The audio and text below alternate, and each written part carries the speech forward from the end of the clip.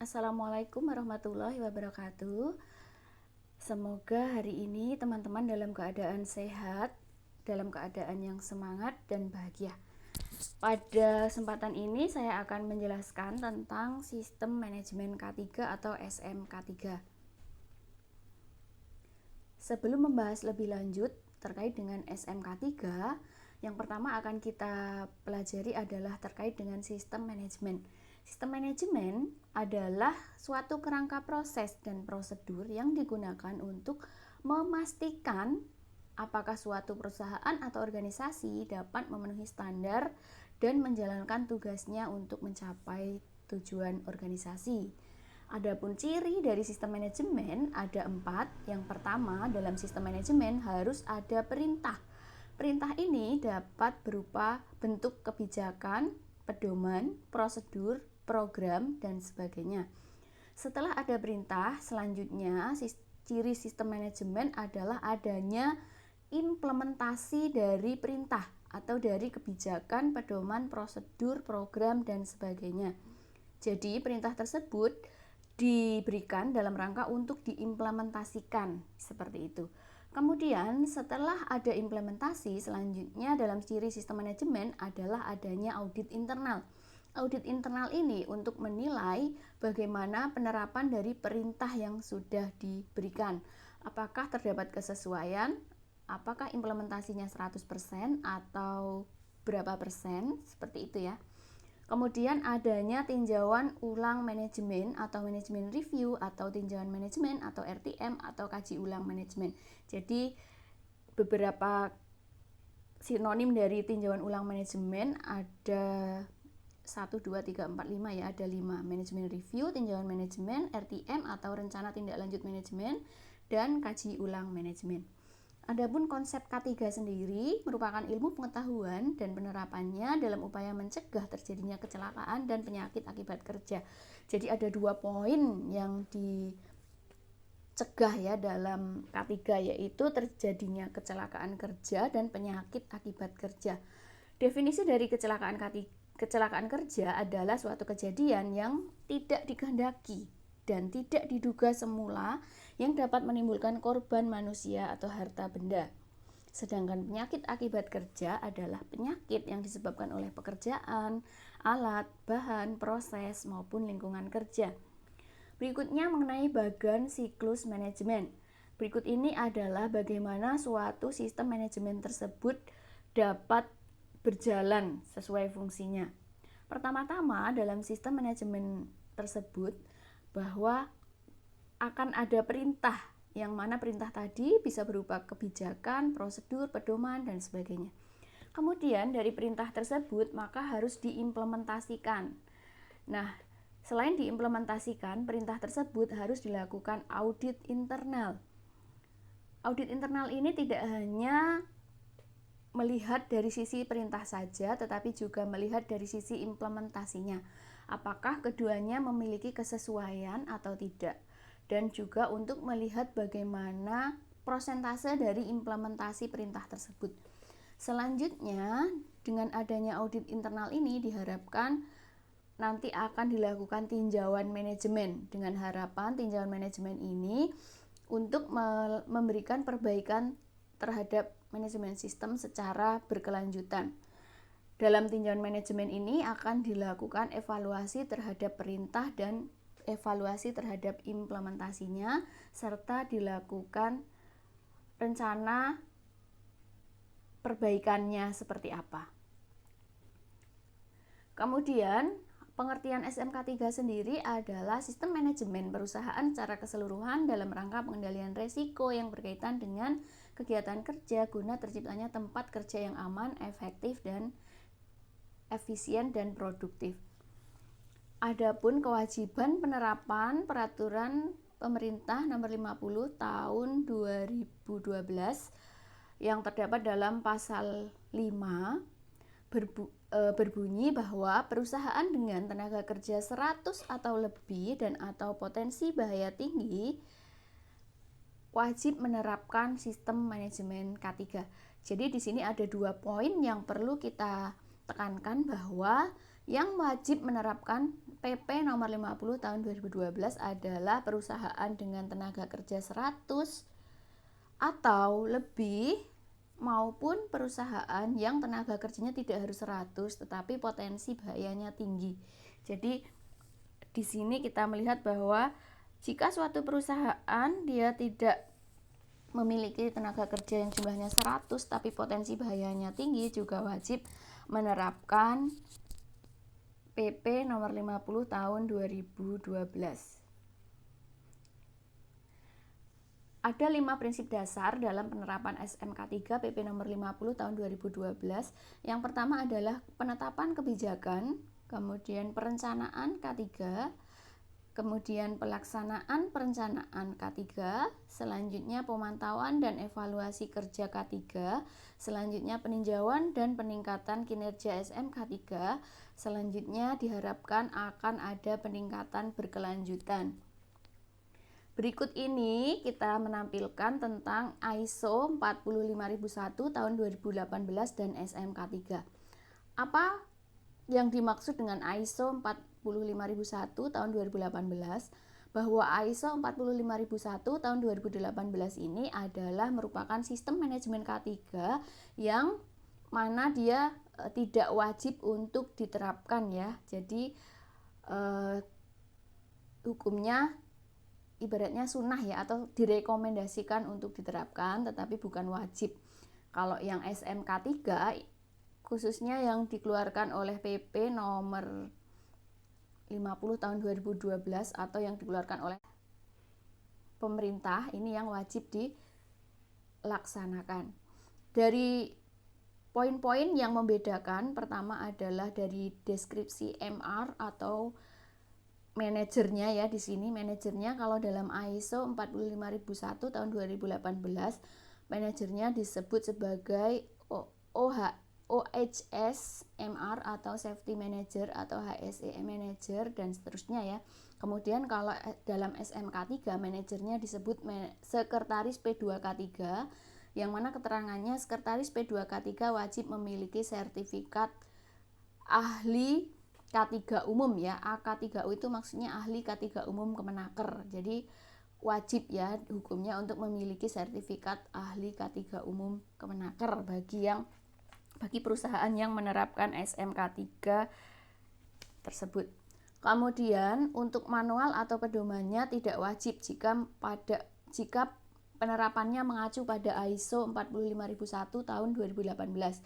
Tetapi kalau SMK 3 yang dikeluarkan oleh pemerintah, maka wajib untuk diterapkan. Kemudian keterangannya lampiran 1 Peraturan Pemerintah nomor 50 tahun 2012, pedoman berbeda dengan manualnya. Kemudian jumlah babnya, kalau dalam ISO 45001 itu ada 10, sedangkan kalau dalam SMK 3 ada 5 prinsip dasar, ada 12 elemen, dan ada 166 kriteria.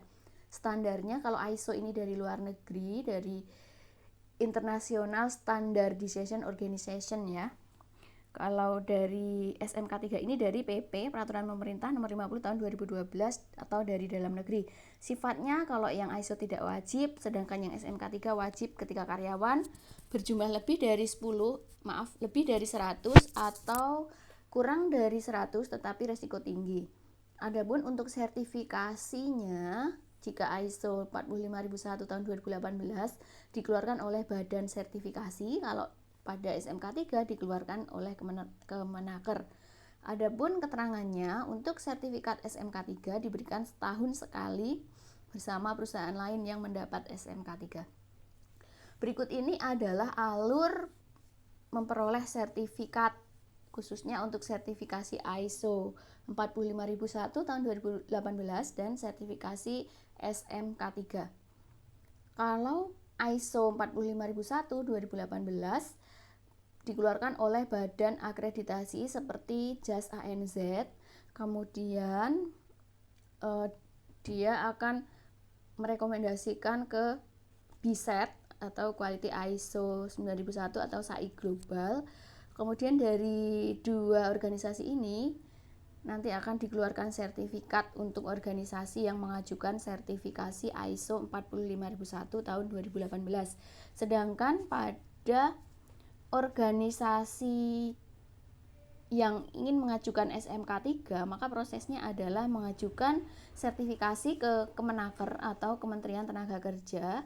Selanjutnya Kementerian Tenaga Kerja akan menunjuk beberapa badan ya, diantaranya ada Sukovindo, ada Surveyor Indonesia, dan dari 3 badan ini nanti akan dikeluarkan sertifikat SMK 3 apabila perusahaan tersebut telah memenuhi standar sertifikasi, kemudian diberikan kepada organisasi. Kira-kira seperti itu. Nah, apabila ada sebuah perusahaan ingin tersertifikasi dua-duanya, yaitu ISO 45001 2018 atau tersertifikasi juga oleh SMK 3 Kemenaker ini, maka harus mengajukan dua-duanya gitu ya. Jadi kalau ada perusahaan ingin mengajukan yang wajib saja, maka dia harus mengajukan ke Kemenaker. Tapi kalau dia ingin mengajukan yang sunnah juga atau yang tidak wajib, supaya untuk pengakuan ya istilahnya, supaya diakui, supaya lebih baik perusahaannya, maka juga akan mengajukan ke sertifikasi ISO. Seperti itu. Adapun kebijakan SMK 3 memuat paling sedikit lingkup perusahaan, visi, kemudian bagaimana mencegah terjadinya kecelakaan kerja, berkomitmen menghilangkan bahaya serta mengurangi resiko-resiko K3, melakukan konsultasi dan partisipasi K3 dari dan untuk seluruh karyawan, perbaikan terus-menerus terhadap sistem manajemen K3, mematuhi peraturan perundangan K3, dan menetapkan rencana K3 atau sasaran K3. Berikut ini adalah penjelasan singkat tentang OHSAS 18001 tahun 2007, di mana ini adalah pendahulu untuk ISO 45001. Jadi sebelum ada ISO 45001 ini mula-mula ada OHSAS 18001 tahun 2007. OHSAS ini kepanjangannya adalah Occupational Health and Safety Assessment Series, yang mana maksudnya adalah sama dengan sistem manajemen untuk keselamatan K3 atau maksudnya sama dengan SMK 3. Adapun SMK 3 sendiri adalah sistem manajemen untuk keselamatan dan kesehatan kerja. Seperti contohnya OHSAS tadi ya, OHSAS 18001 2007, SMK 3 PP 50 tahun 2012 yang wajib ya ini, dan ISO 45001 tahun 2018. ISO 45001 tahun 2018 tidak mensertifikasi produk, melainkan mensertifikasi sistem manajemennya, yaitu lingkup pekerjaan yang dilakukan serta nama dan alamat perusahaan tersebut. Jadi jika perusahaan tersertifikasi ISO 45001 tahun 2018, tidak semestinya label ISO atau sertifikat ISO ini kita tuliskan dalam produk yang dikeluarkan oleh suatu perusahaan. Misalnya produknya itu mie ya, mie instan misalnya, mie instannya tidak kemudian harus dilampirkan atau dilabeli dengan ISO 45001 2018. Kemudian di sini terlihat ada tahapannya ya. Pertama kebijakan K3, kemudian identifikasi bahaya, tingkat resiko dan rencana pengendalian, peraturan dan standar K3, sasaran dan program kerja, dan seterusnya. Nanti mohon dibaca sendiri. Nah, yang saya tampilkan ini adalah K3 menurut OHSAS 18001 yang tahun 2007 ya. Untuk yang tahun 2018 kira-kira hampir sama dengan ini, karena saya belum menemukan file lengkapnya, jadi kira-kira isinya hampir sama dengan OHSAS 18001 ini. Nah, berikut ini adalah prinsip dasar yang diterapkan dalam SMK 3, tetapi yang saya sampaikan di sini untuk yang pendahulunya, karena yang terbarunya tahun 2012 dan saya belum menemukan file atau datanya. Di sini saya menampilkan yang tahun 1999, bahwa prinsip dasarnya ada 5. Yang pertama adalah kebijakan K3, perencanaan, penerapan dan operasi, pemeriksaan dan tinjauan manajemen. Di mana untuk sub kegiatan penilaian, misalnya dalam hal kebijakan K3, di sini ada nilainya ya. Kalau kebijakan K3-nya kualitasnya bagus atau tinggi, di sini nilainya akan 10. sedang 10, dan kalau kecil itu 9. Kemudian dari perencanaannya kita melihat bagaimana suatu perusahaan tersebut mampu mengidentifikasi bahaya, menilai resiko dan pengendaliannya. Jika penerapannya bagus ya, perencanaannya bagus, maka nanti akan ada nilainya ya, dinilai oleh asesor ya, atau penilai asesor SMK3-nya, bahwa di sini akan diberikan nilai untuk yang bagus itu 14, sedang 12, dan kecil 8. Kemudian penerapan dan operasi untuk subkegiatannya nanti mohon dibaca sendiri ya, beserta di sini bagaimana nilai yang diberikan. Misalnya kalau sangat bagus atau tinggi itu nanti nilainya berapa, sedang berapa, kecil berapa. Jadi hanya dibagi menjadi 3 ya klasifikasinya. Kemudian pada akhirnya jika nilainya sangat bagus maka nilai totalnya adalah 159, kalau sedang adalah 124, dan kalau kecil itu adalah 93. Jadi kalau penerapan kurang itu ketika nilainya 0 sampai 59%. Artinya 59% ini diperoleh dari nilai tersebut ya. Kalau 100% berarti nilainya 159, karena 159 dibagi 159 kali 100.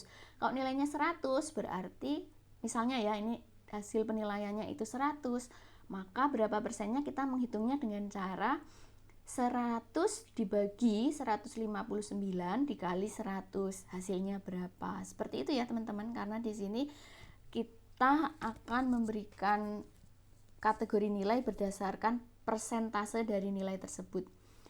Nah, berikut ini adalah tingkat penerapannya. Kalau menurut Permen nomor 5 tahun 1999, jika penerapannya hanya 0 sampai 59%, maka akan diberikan tindakan hukum untuk perusahaan tersebut. Sedangkan kalau menurut PP nomor 50 tahun 2012 hanya diberikan sertifikat penilaian penerapan kurang, begitu ya, hanya seperti nanti akan diberikan teguran, tidak sampai diberi tindakan hukum. Jadi kalau dilihat di sini lebih longgar ya untuk peraturan pemerintah nomor 50 tahun 2012 dibandingkan peraturan menteri nomor 5 tahun 1996.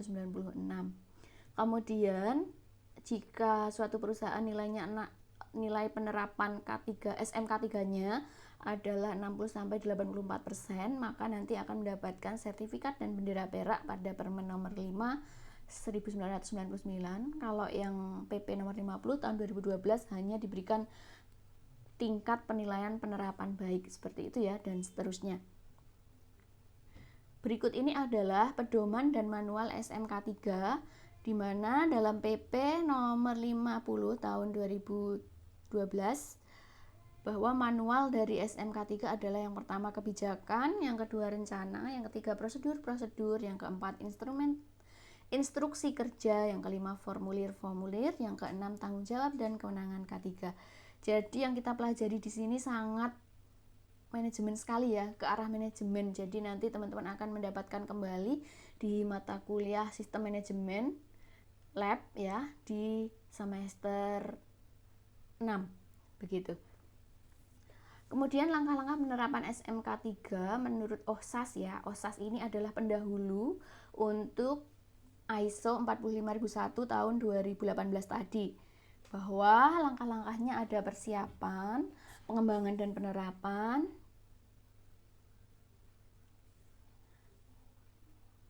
kemudian pengelolaan sumber daya manusia. Dalam hal pengelolaan sumber daya manusia, bahwa penetapan sumber daya yang kompeten dan memiliki kewenangan di bidang K3 dibuktikan dengan sertifikat ahli K3. Jadi teman-teman, kalau misalnya tadi ya, kalau kita ingin menerapkan SMK3 PP nomor 50 tahun 2012, maka manajernya disebut sekretaris ahli K3 umum ya, yang dikeluarkan oleh Kemenaker.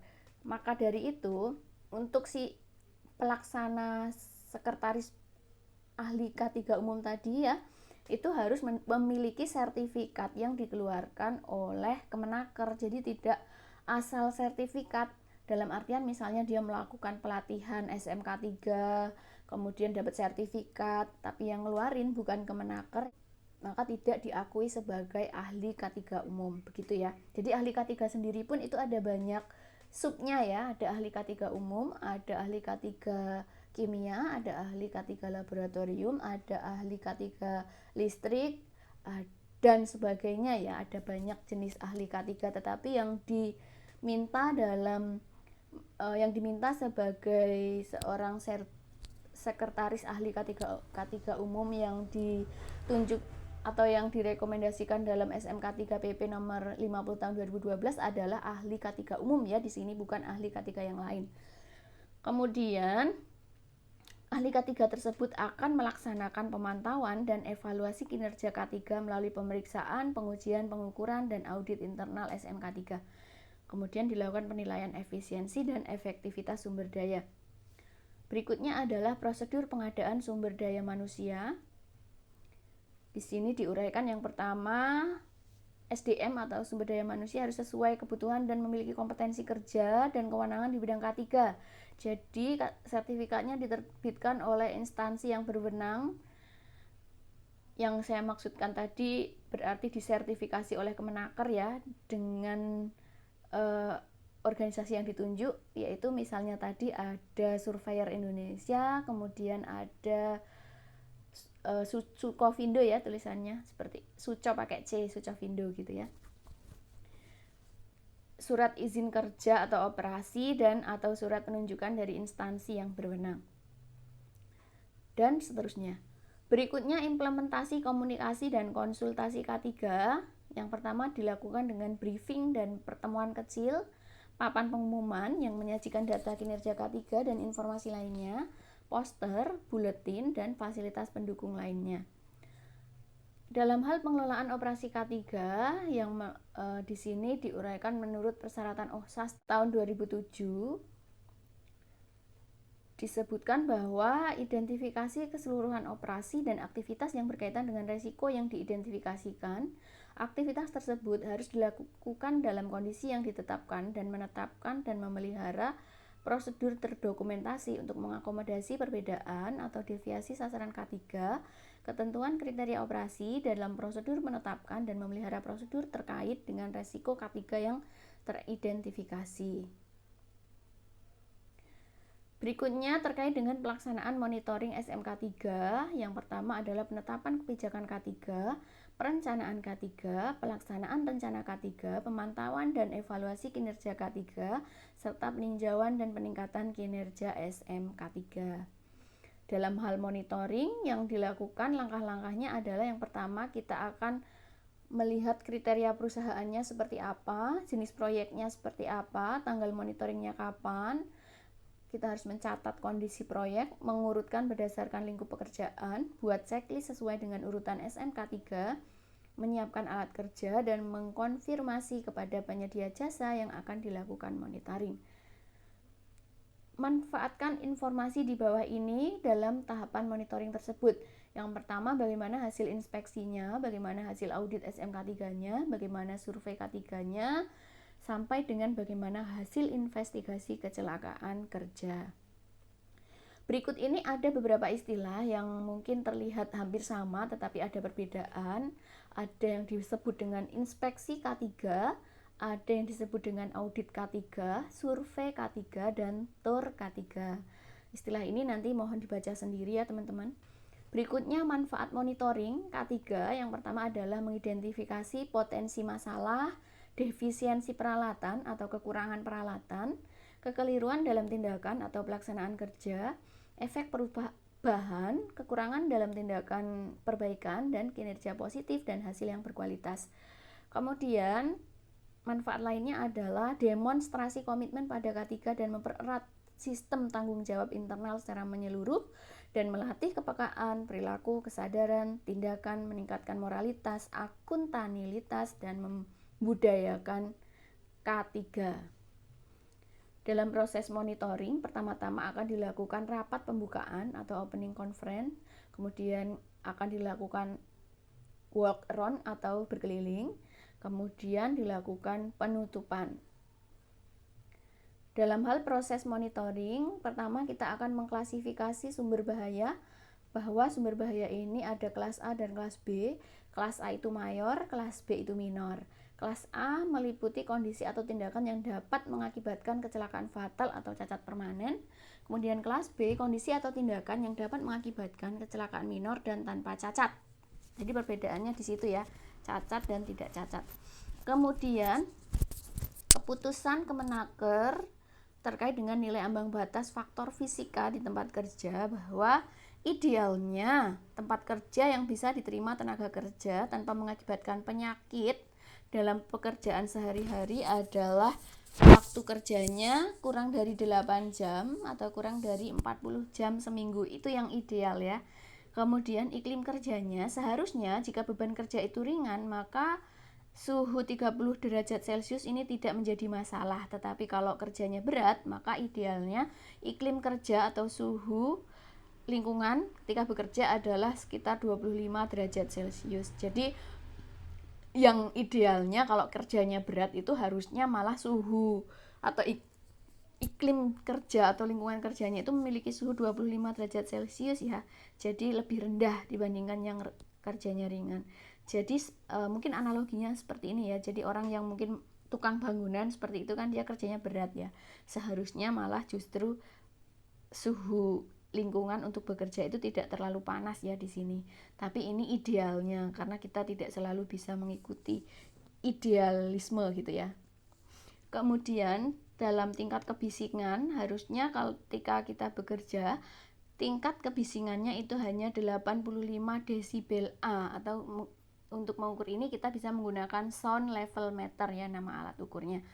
Kemudian getaran alat kontak langsung atau tidak langsung pada lengan dan tangan tenaga kerja 4 menit per detik kuadrat, dan radiasi ultra ungu atau UV maksimal 0,1 mikrowatt per centimeter persegi.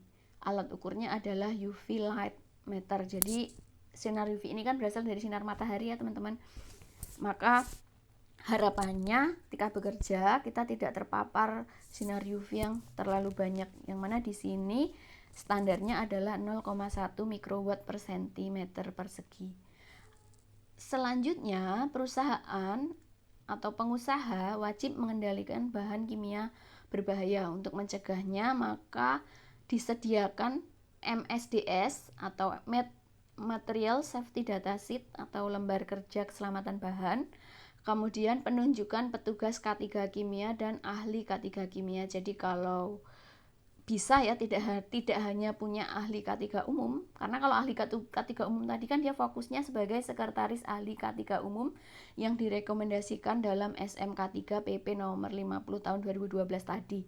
Nah, idealnya selain ahli K3 umum ada juga ahli K3 kimia di sini ya. Jadi subnya lagi ya. Kalau K3 umum itu dia lebih umum, kalau K3 ini lebih spesifik. Sertifikatnya pun isinya berbeda. Kemudian keputusan Kemenaker di sini, pengusaha wajib menyampaikan daftar nama, sifat, kuantitas bahan kimia berbahaya di tempat kerja dan ke Disnaker atau Dinas Tenaga Kerja setempat untuk dasar menetapkan kategori potensi bahayanya seperti apa. Adapun kriteria bahan kimia sendiri, ada yang bahan beracun sampai dengan bahan oksidator. Mungkin terkait bahan beracun teman-teman sudah familiar ya, tapi kalau yang oksidator di sini apa gitu ya. Oksidator itu adalah bahan yang dapat mengakibatkan suatu zat lain tereduksi ya, karena oksidator itu zat yang mengalami reduksi, sedangkan kalau reduktor itu zat yang mengalami oksidasi gitu ya. Jadi intinya bahan oksidator itu yang menyebabkan reduktor mengalami oksidasi, sedangkan si oksidatornya sendiri akan mengalami reduksi seperti itu. Oke, materi kita sudah selesai ya teman-teman. Jadi tidak terlalu banyak sepertinya. Terima kasih atas perhatiannya. Saya akhiri. Wassalamualaikum warahmatullahi wabarakatuh.